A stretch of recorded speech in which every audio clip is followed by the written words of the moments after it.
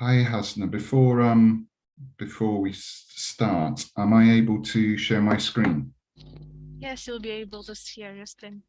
Great. Actually, our moderator got uh, connectivity issues for a second. We'll wait for a little bit. Okay. Would you like me to share my screen now or shall I wait a little bit? Yeah, you can share your screen now if you want to. Okay. Sure.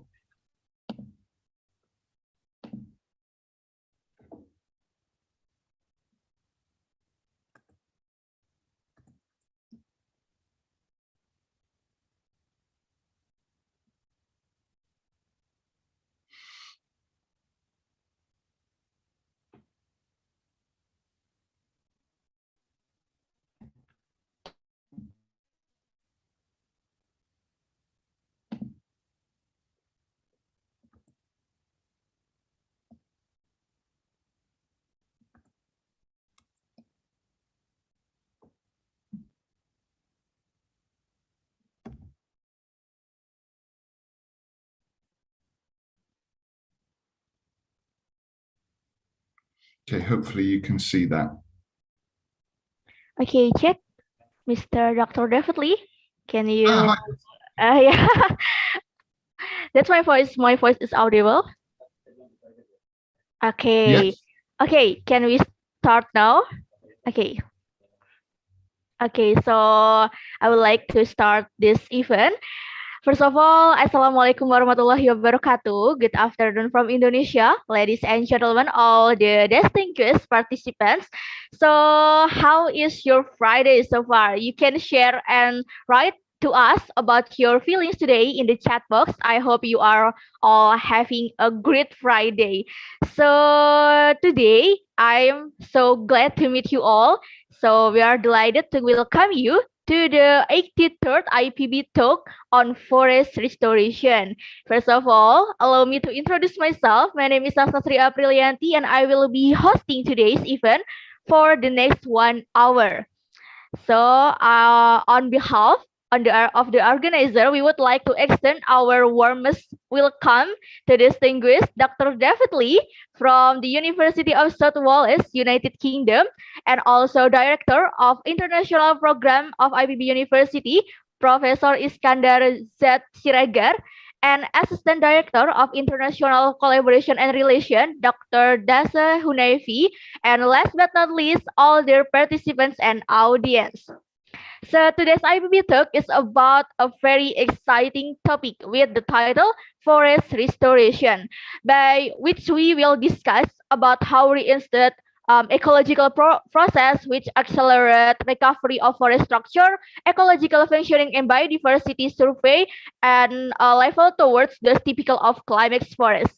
So as all of us, so as we know that today we will discuss this problem with an expert that will no doubt enlighten us with a wider and deeper knowledge and regarding of this topic. Ladies and gentlemen, please welcome our honorable speaker, Dr. David Lee. Good afternoon, doctor.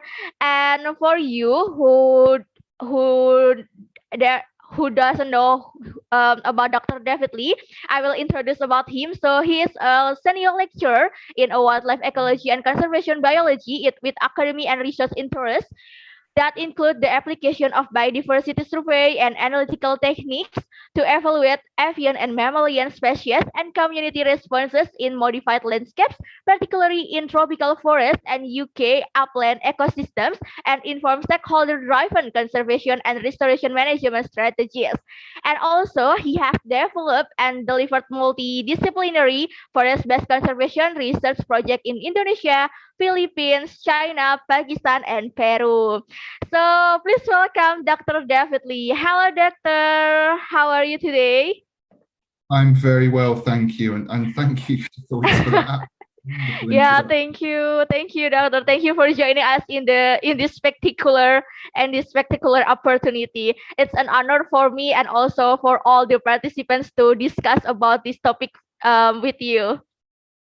Well, it's an honor for me as well, Hasna. Thank you so much Thank for you. inviting me and allowing me to have this time with you guys, Yeah. and hope there'll be some interesting discussion, some interesting chat about it.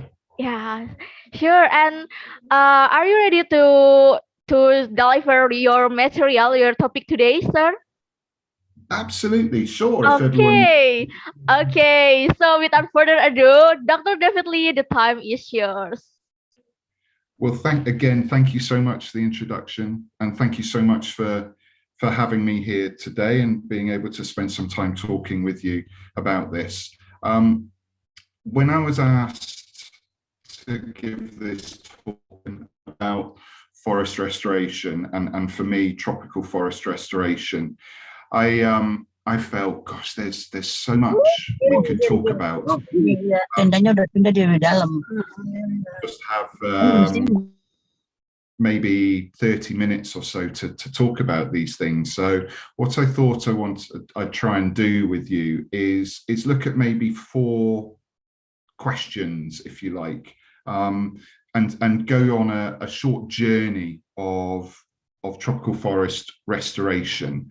So firstly, I wanted us to sort of just quickly think about, okay, let's make sure we understand what ecosystem restoration is, and then a little bit about, okay, so why is that important in Indonesia? Of course, it's important in many parts of the world, but I wanted to obviously try and have an Indonesian focus, and then wanted to use a case study, an example where I used to work in Sumatera, in Jambi and Sumatera Selatan, at Hutan Harapan, and use that as an example of a forest restoration program.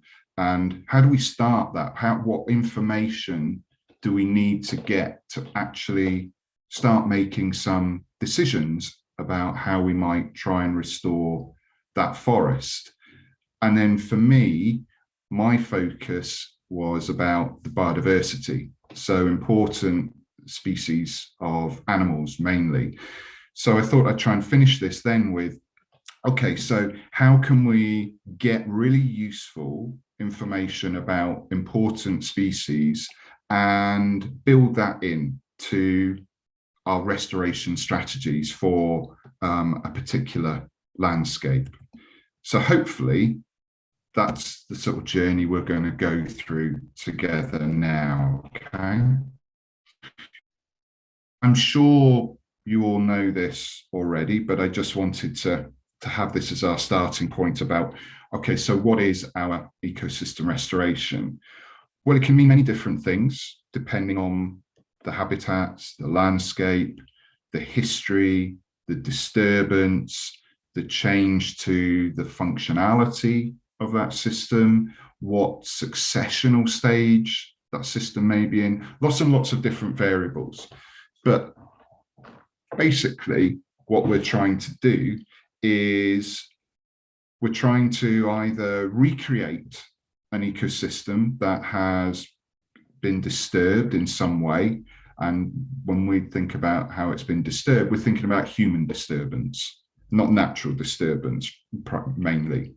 It may be actually we want to start the recovery of that ecosystem, or we can see an ecosystem, maybe a tropical forest, is showing some signs that it's recovering from a disturbance, but what can we do to speed that up, to make it recover more quickly?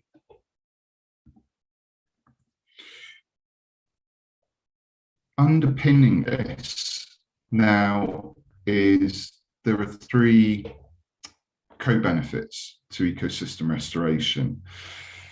For this short talk, I'm going to focus on the biodiversity, but I talk to my students about this and tell them how important it is. Don't forget that there are 3 co-benefits to what you're doing. Maybe your interest is Sumatran tiger, for example, but how does your work on Sumatran tiger support the co-benefits of ecosystem restoration, and the other 2 being the ecosystem goods and services that ecosystem can and should be able to provide, so flood prevention, carbon capture, soil improvement, reduced siltation, all these things, lots of things. But crucially, at the heart of that are those local communities, those small landowners, those stakeholders who live and rely on those landscapes and may have done for many, many generations of their families. And the cultural integrity, the importance of those communities should be at the heart of that.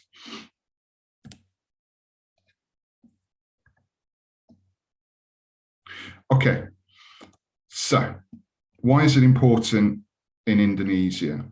Well, if we look at the last 20 years, now Indonesia is blessed that it has a lot of tropical forest. Now in 2001, 20 years ago, it had over 160 million hectares of forest. Now, if my maths are right, that's about 3.5 times the size of Sumatera. However, in the last 20 years, unfortunately, around 17% of that forest cover has been lost or disturbed. The quality has been reduced. And that's meant that around 19 gigatons of carbon dioxide have been emitted into the atmosphere. Now, I tried to put that into a number that maybe, well, I could understand better. And I think those 19 gigatons of carbon dioxide, that is the same as over 75 billion hours of air flights, or over 4.5 billion flights between Jakarta and London. So that's how much sort of carbon we're dealing with. In 2001, and still there's very good cover of primary forest, but in 2001 there was nearly 95 million hectares of primary forest. Less of that has been lost, which is a positive. More degraded forest has been lost compared to the proportion of primary forest, but still we've lost over 10% of that undisturbed primary old growth forest in the last 20 years. And this image here is simply showing those areas, for example, that have these pink areas that have lost large areas of forest in those last 20 years. And the green areas are those areas that haven't been disturbed in that time.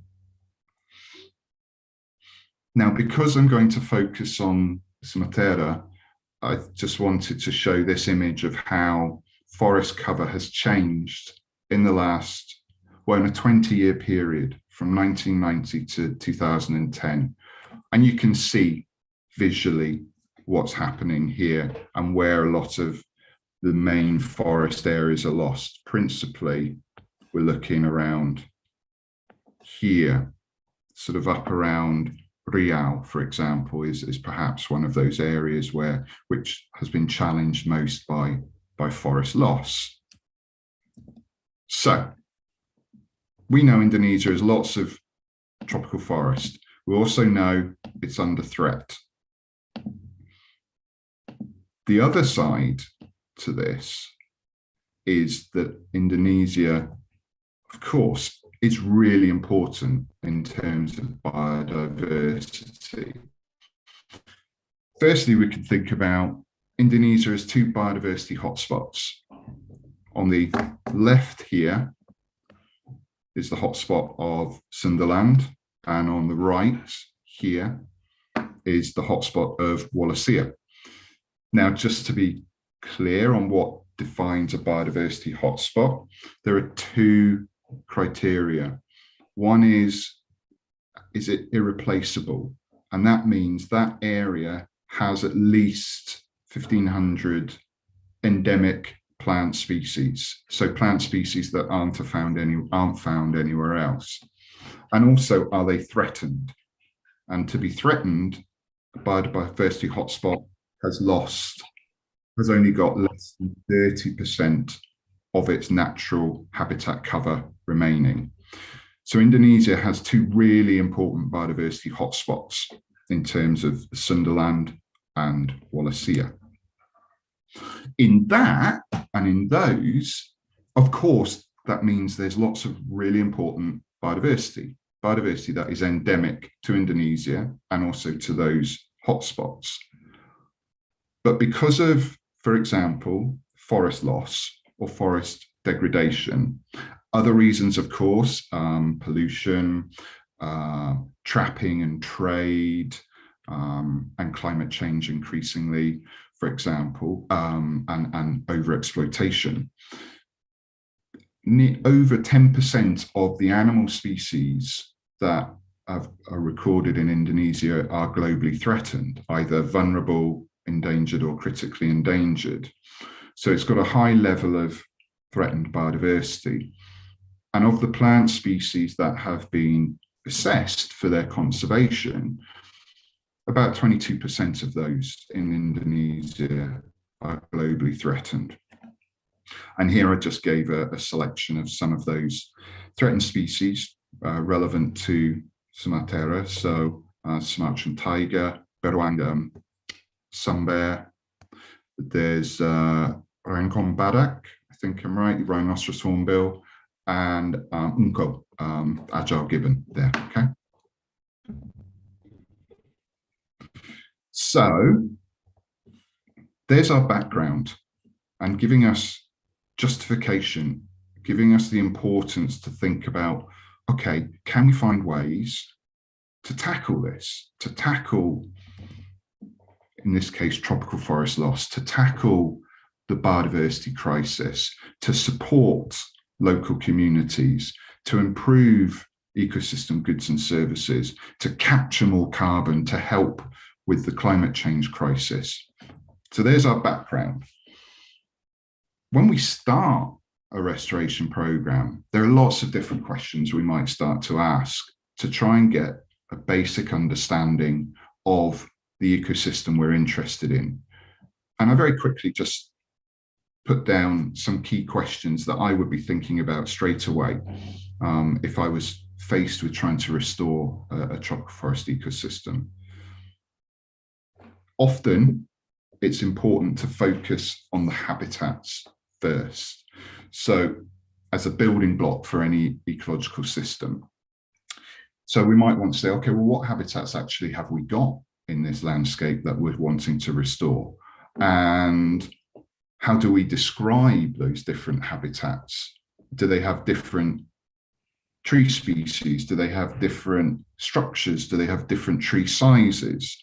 And where are these habitats in the landscape? That's a real basic building block to understand what we might need to do next. With that, we might be thinking with biodiversity, okay, we should have some really important species here.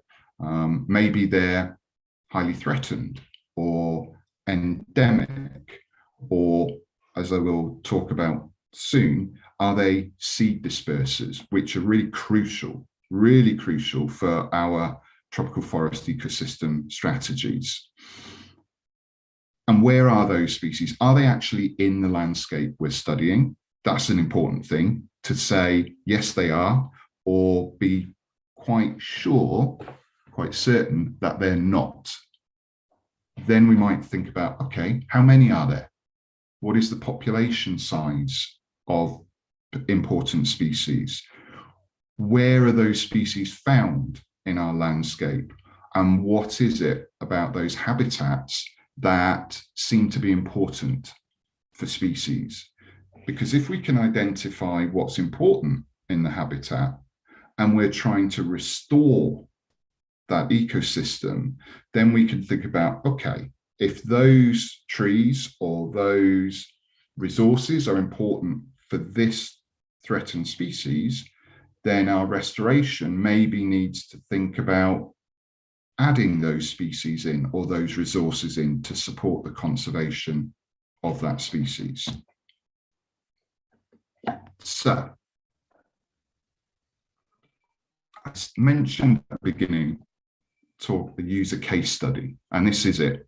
So this is Hutan Harapan in southern Sumatra, and it's marked with the red circle on these two maps, just to be clear where it's found. And I wanted to talk you through how we built some of the knowledge to help inform our restoration of this site. So it's a really exciting project because it was the first ecosystem restoration concession provided by the Indonesian government, and this was 2004, I think, maybe 2005. And it was a change in Indonesian law where previous logging concessions could then be managed for ecosystem restoration with a 100-year license. And that's what happened here. This was two old logging concessions, which you might be able to make out. We have basically on the different provinces. So we've got Provinsi Jambi on this side, and then on this side we've got Provinsi Sumatera Selatan, and those two are the two different concessions. And then the black line outside, that is the boundary of the site. Now we use satellite imagery and ground truth to understand there are three broad forest types found in the site. Dark green we called high secondary forest. Medium green was medium secondary forest, and then light green was low secondary forest.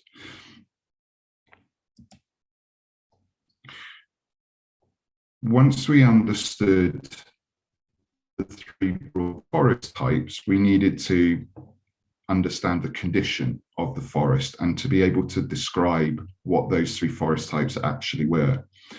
So here we have two bar charts. The one at the bottom, past, this is information about the numbers of stems or the density of stems from different tree families recorded in the forest at the start of its logging history.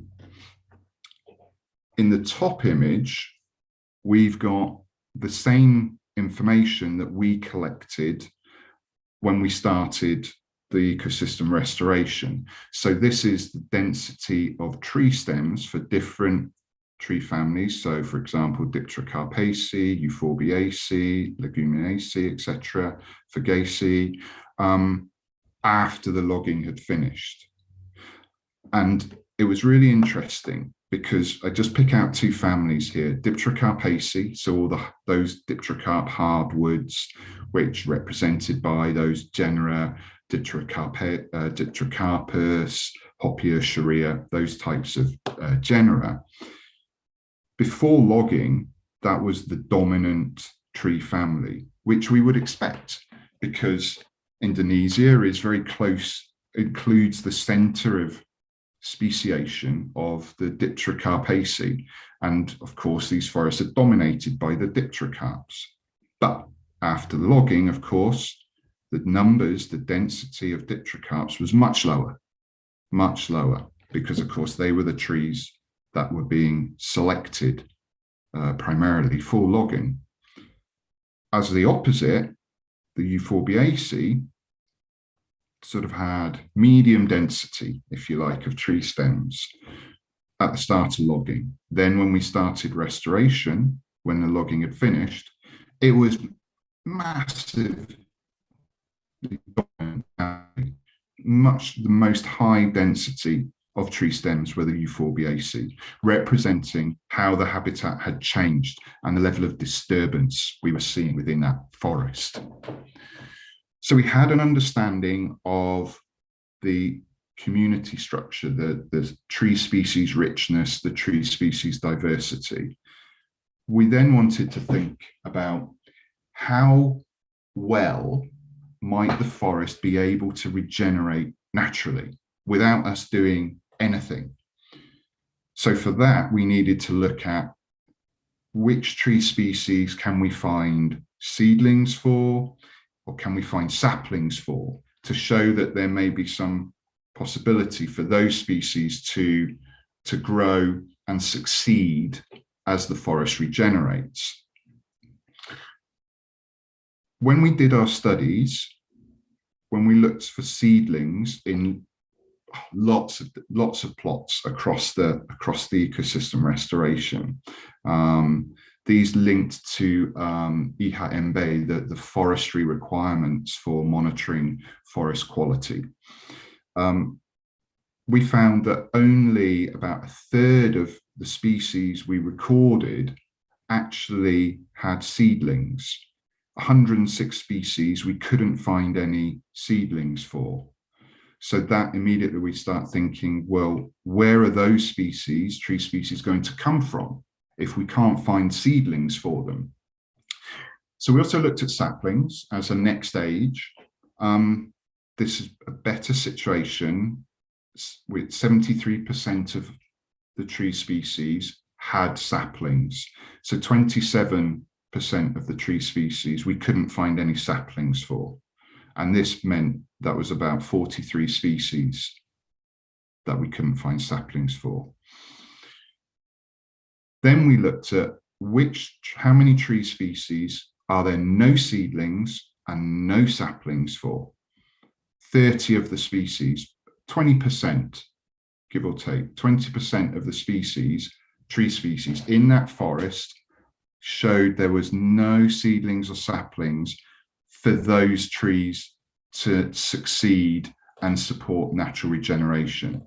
So basically, those 30 tree species at that point could potentially just disappear from the forest. They weren't going to recruit for whatever reason. So that gave us really important information to think about. If we need to introduce lost species or replant tree species, then maybe we think about those that we can't find the seedlings and saplings for example. So there's a lot of information on this slide, but it's really to give as an example of how that sort of field data, so on the forest condition, on the structure of the forest and how we might classify it, and then the potential for natural regeneration, how that can help us decide what type of restoration strategy we might want to use. Now, there's one bit of information we haven't spoken about here yet, and that's what I'm going to talk about next. And that is the importance of identifying, are there any animal seed dispersers, and does animal seed dispersal happen in that forest habitat? So for example, our best situation is with all our field data, we've got lots of the primary forestry species are present. There's good diversity within the forest community, and we've got those animal seed dispersers in the habitat. That situation means we probably don't have to do too much. One is we might just leave it alone and let it regenerate naturally. We might also think about, okay, maybe we need to do a little bit of gardening, some assisted natural regeneration, ANR. So this is some of the sort of silvicultural practices that you'll be familiar with will come into play. It may be removal of lianas or some early pioneers like Melotus, for instance. Or we might plant a few tree species, something important that's missing.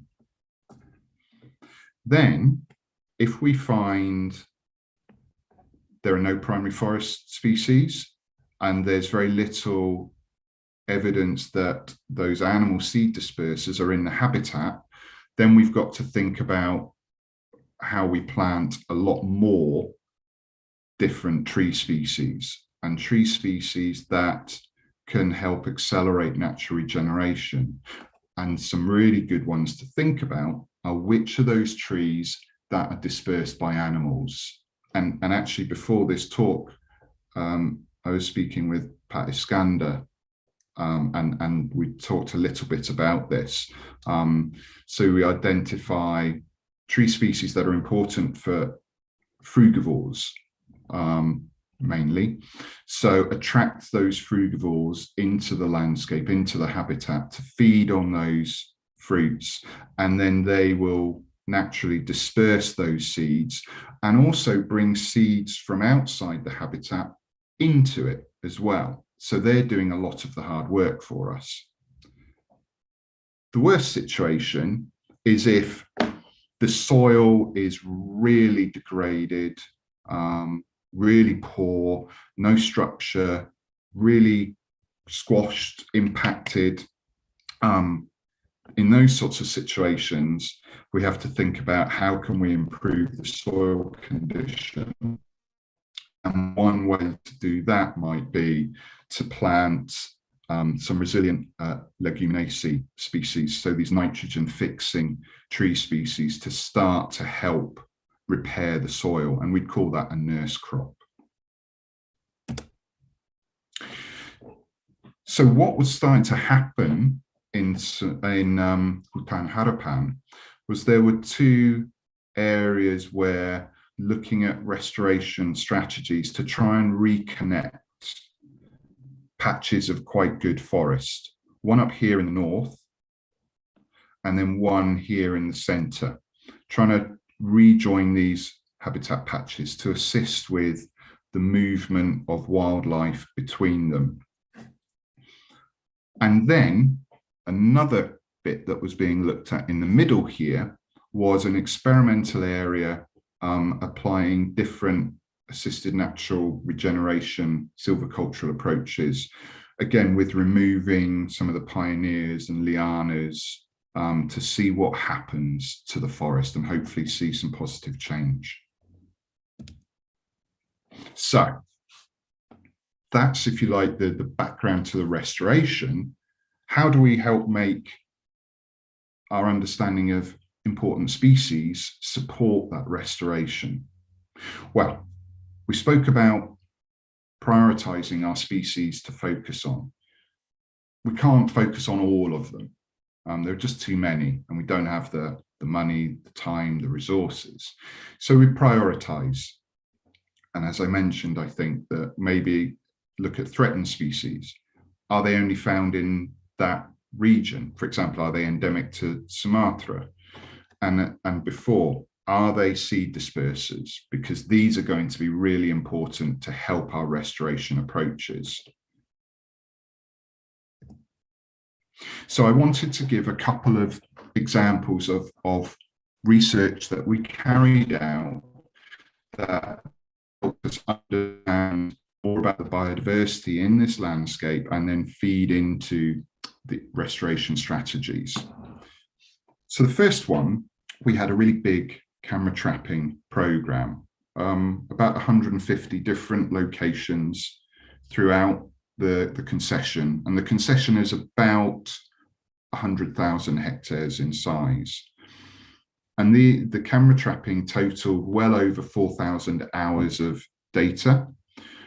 And what was really positive was we found that of our 150 locations, only 7% of them lacked any potential seed dispersers. So we didn't get any photos or video of these animal seed dispersers. So that was quite positive. Here on the right is those species that were most commonly recorded. So for example, pig-tailed macaque was recorded at 83% of the locations throughout the forest. Now, is it a really important seed disperser? That's a different question. We know something like sunbear is an important seed disperser, but that was only found at less than 30% of locations within this landscape. So what we could do is we could use the numbers of times we were recording individual species at each of our camera locations to create these heat maps. Okay, so what we can see is where it is red, that's where most numbers of that species were found. Where it is blue, that's where very few individuals for the species were found.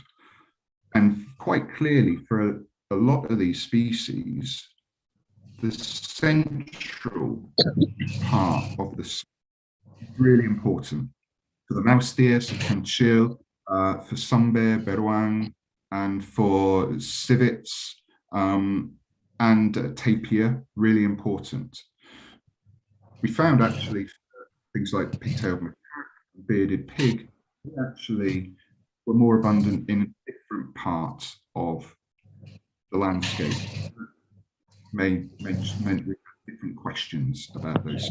So this is really important to help us understand where are these important seed dispersers and where aren't they. So where can they help us disperse seeds and regenerate forest, and where are we going to need to help those seed dispersers and actively try and restore the forest. I might ignore this slide a little bit because I think it maybe doesn't add too much to the story. But what I wanted to say is here at the top, these are kind of the most important seed dispersers in the landscape, and at the bottom are the least important. So the two pig species, babi hutan, babi berjenggot, are not very important seed dispersers, and they were also found more in poor forest. Okay, so that project told us where some of these really important species were in our restoration landscape. Our next question was, why are these key species found in those places in the landscape? Because that identifies what's important about the habitat for those species, and that then supports our understanding of our restoration approaches. So here I wanted to give just a little 5-minute piece about a really important seed disperser in the landscape, and that is a sunbear, which is also globally threatened. What we did here, we had an experimental study where we had forest plots where there were signs of sunbear activity, recent signs, and these were the sorts of signs. So on the left, tree scratch marks. In the middle is where they've ripped open a tree to get at probably a beehive. In the top, we've got the edificis copteran, and then we've got the print jejak in the bottom right there. So we had plots with those signs in, and then we found plots nearby where there was no sign of sunbear using it.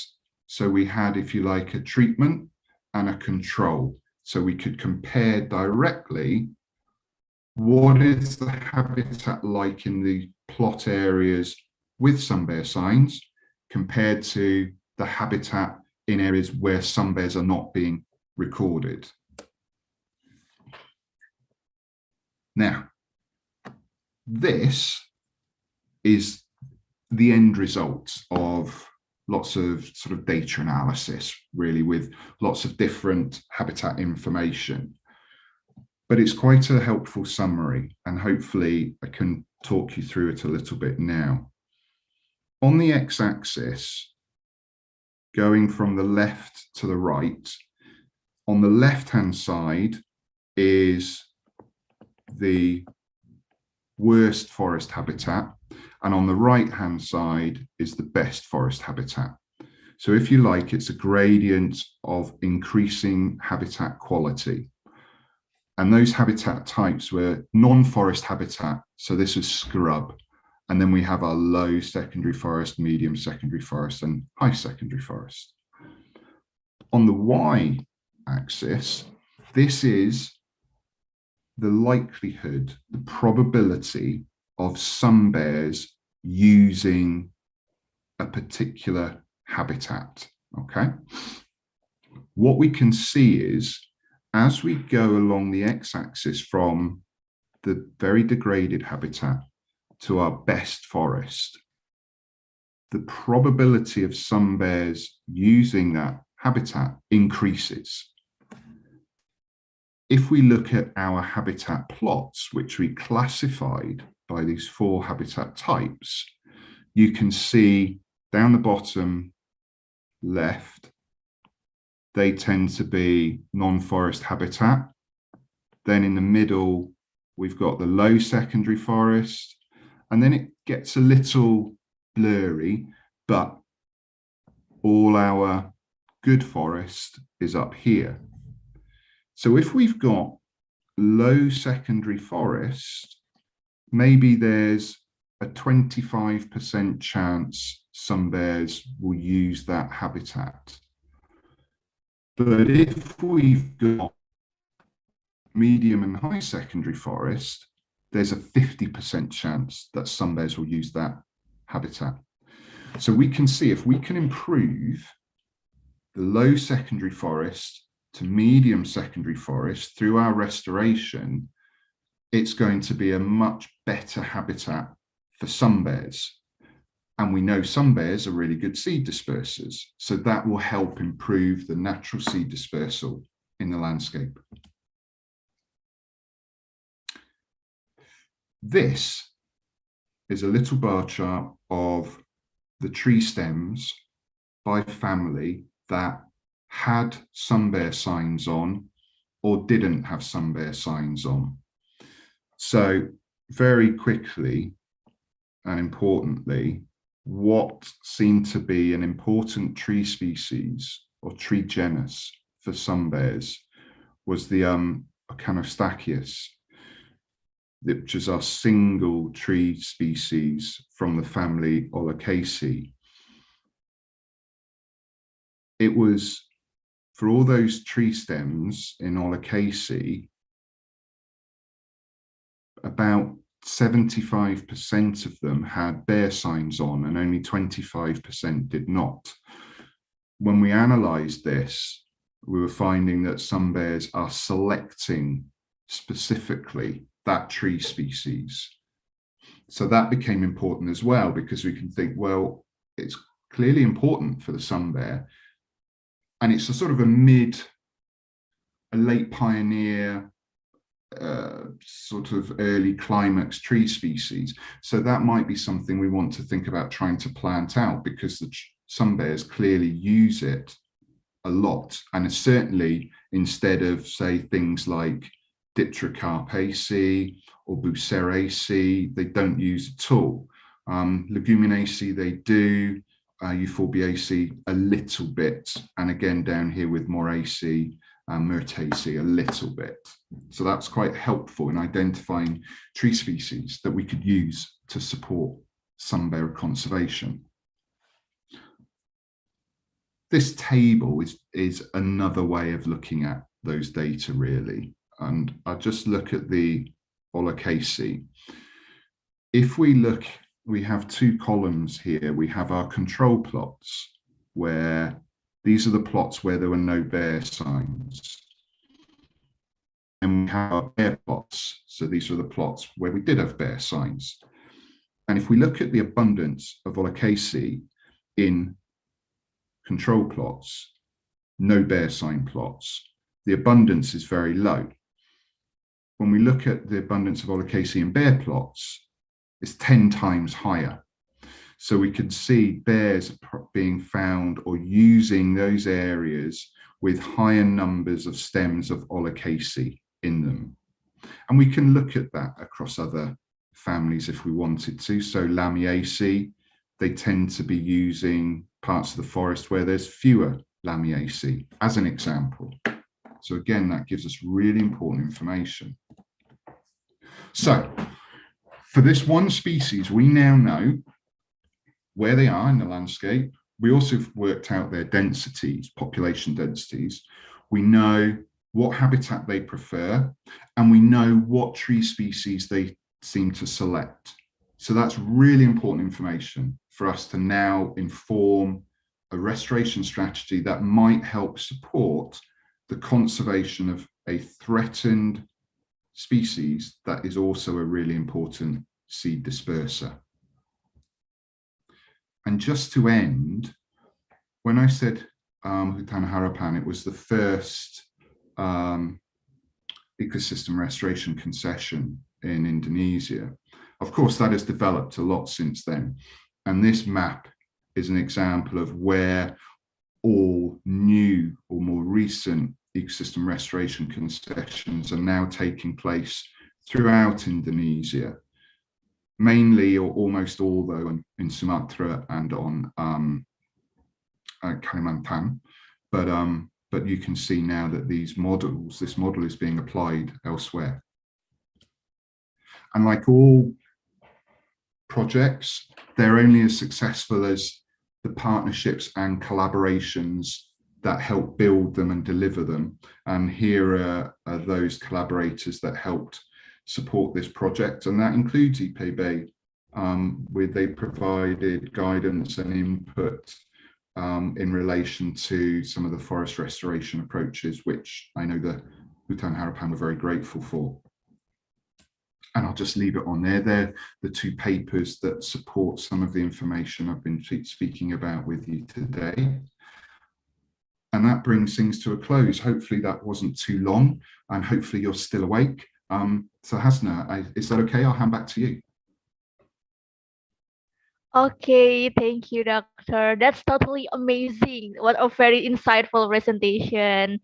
Okay, thank you, Dr. David Lee. Well, I guess all of the participants are very happy because the topic delivered by Dr. David Lee today is very insightful and fruitful. We are so blessed, of course.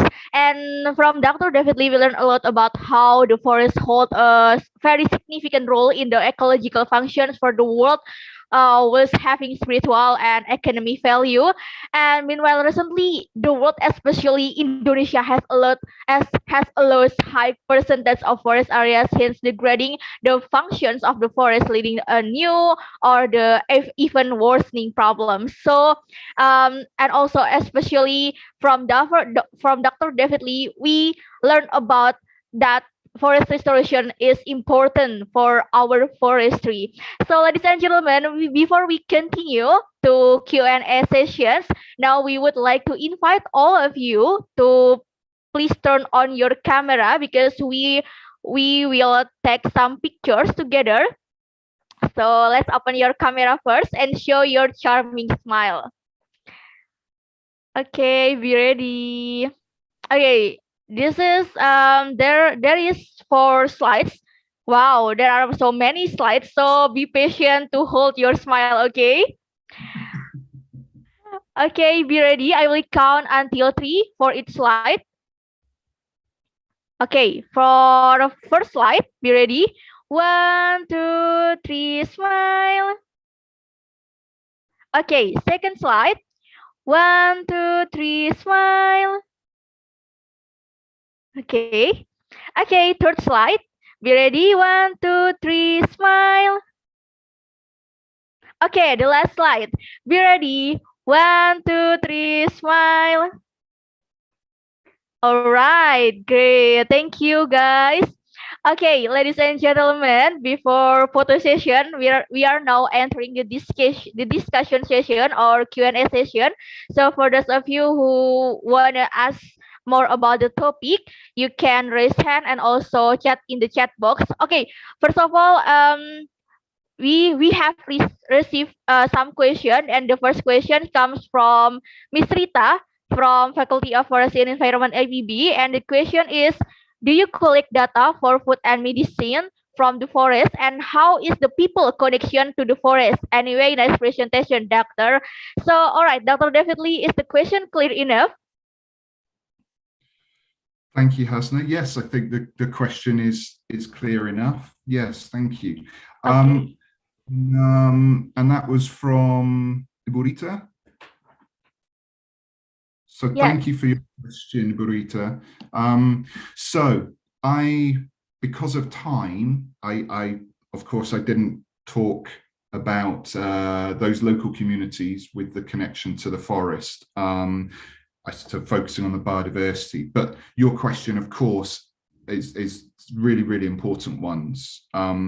So I and my team, our team, we weren't collecting the data on, for example, how the local communities utilized the forest resources. That was being done by our community team, and that was alongside in collaboration with a local NGO who already had the relationships with those local communities, because I'm sure, of course, you know how important building those relationships is to get trust and understanding and provide the support. But the second part of your question, how are people connected to the forest? So we had a good understanding of that through the local NGO and working with those local communities. And then this was about providing opportunity for alternative livelihood.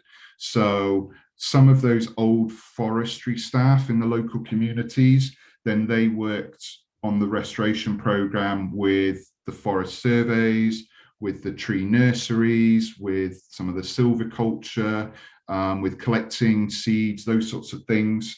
Others, then we started developing honey manufacturing as well. So there's a lot, because of course honey was quite an important resource for the local communities from the forest. So one thing, we just wanted to make it safer for them, because I found it terrifying seeing how high they would climb some of these trees to get their honey. So we wanted to try and provide an easier opportunity for them to manufacture, to harvest honey. So hopefully that gives some indication, some idea. Okay. Thank you, Dr. David Lee, for the explanation. And for Miss Rita, does the explanation answer your question? Okay. I hope it's clear and already answer your question. Okay, let's move to the next question. So someone already raised his hand, Mr. Alfian. You can deliver your question to Dr. David Lee. All right. Thank you, host. And thank you, Dr. David, for an excellent research presentation. So I got two questions for you.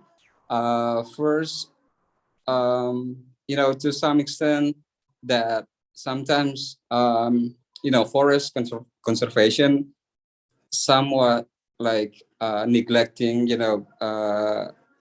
local community as an actor, or their local wisdom, their traditional ecological knowledge in conserving the forests around them. So what do you think about it?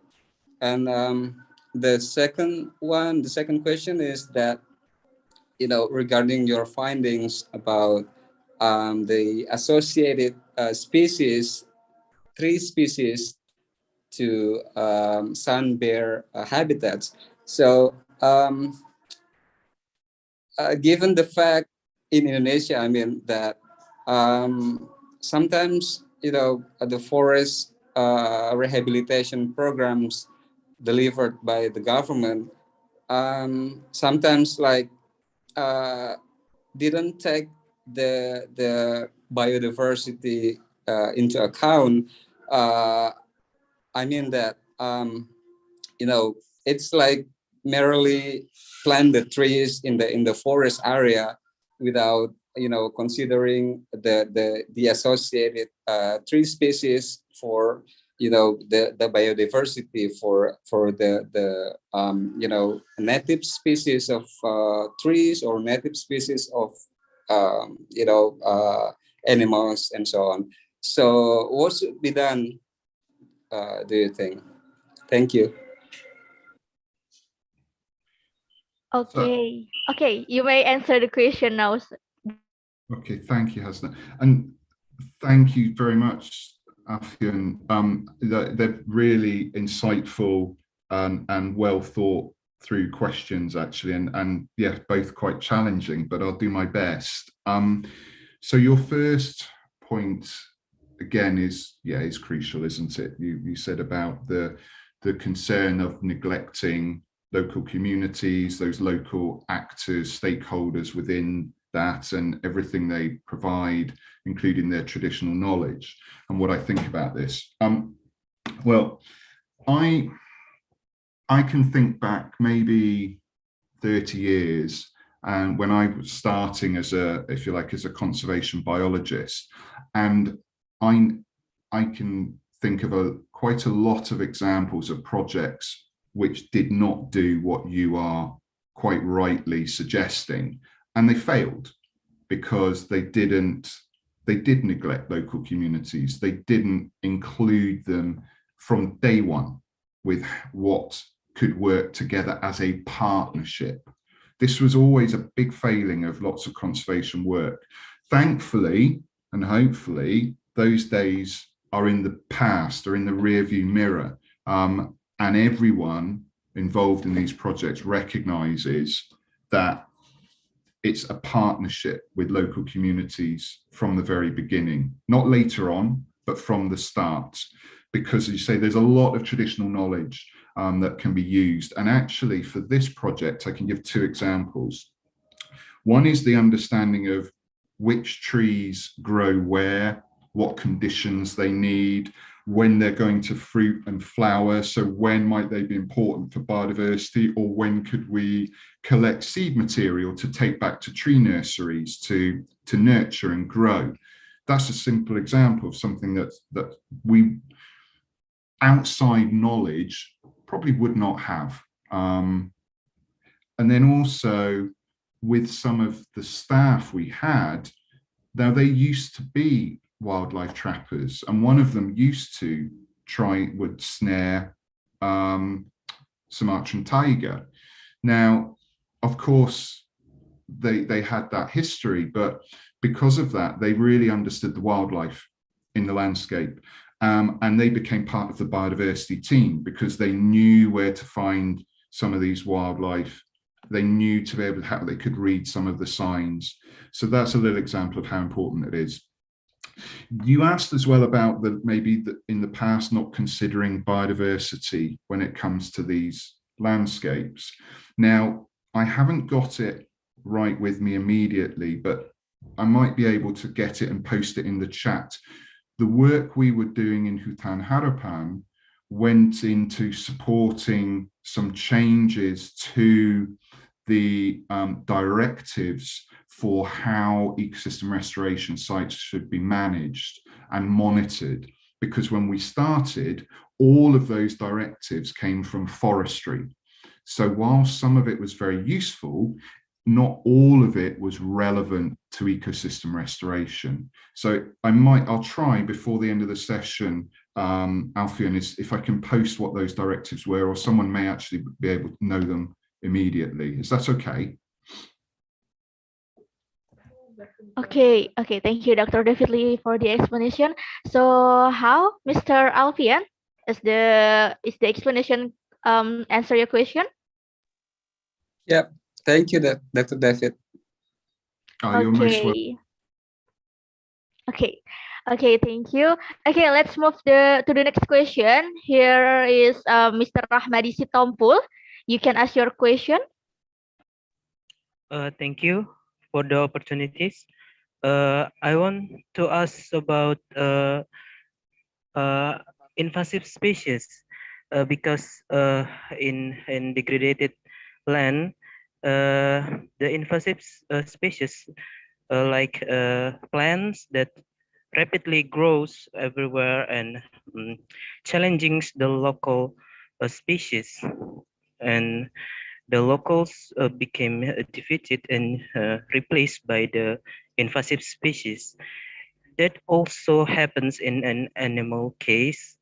So how we fight these invasive species in the case of forest restorations? That is my question. Okay, Dr. David, you may answer the question. Thank you for that question. In this particular site, there are some invasive species, and I'm trying to remember which plant species they were. I know at the time it was actually physical work of having to physically just remove them and just pull them up, clear them away, and then do some restoration that might be able to outgrow and replace them. Of course, a lot of the invasive plant species were found along the old logging roads. Of course, that's the way in to the landscape, and you've got all this edge effect which they're occupying.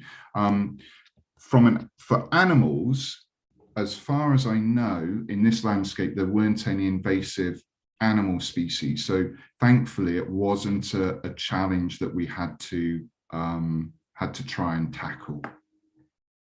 Hopefully that's okay.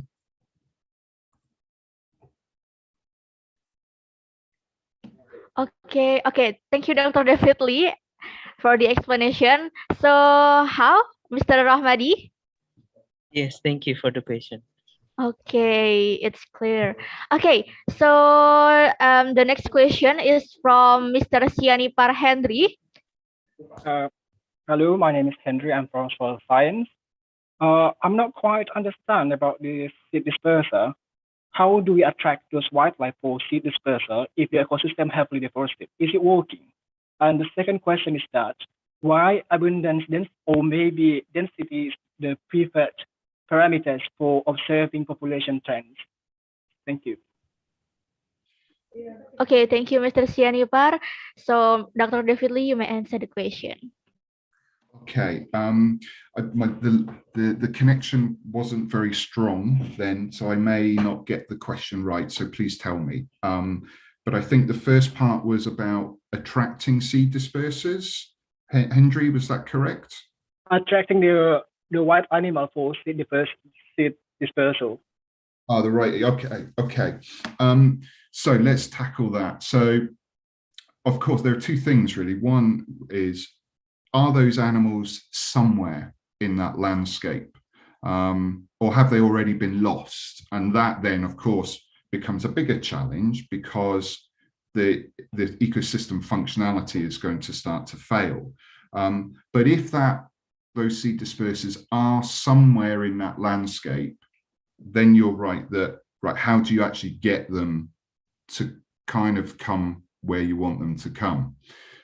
So there are different ways. One way is identifying where they are and then knowing something about how those species might travel in a landscape. How far might they go?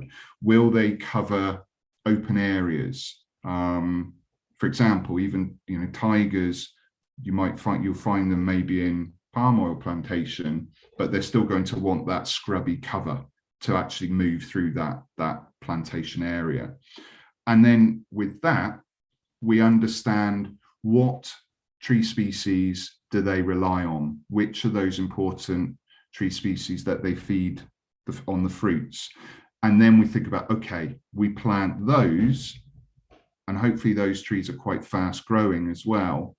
And providing those fruits to those seed dispersers who are somewhere nearby is going to encourage them into an area that they otherwise wouldn't be visiting.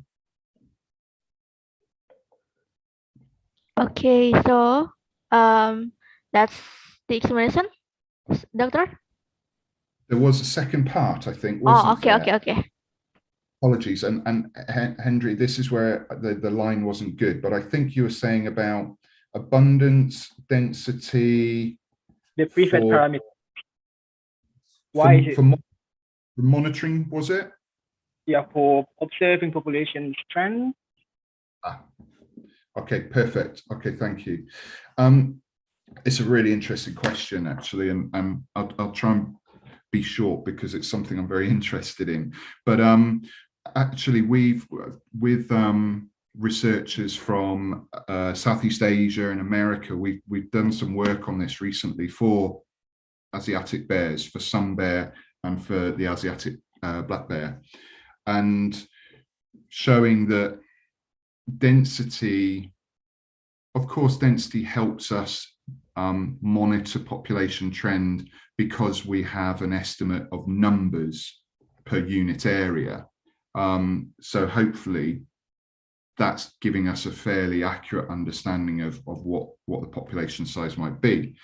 But that can be very variable for different reasons. Seasonality, shifts in sort of age structure.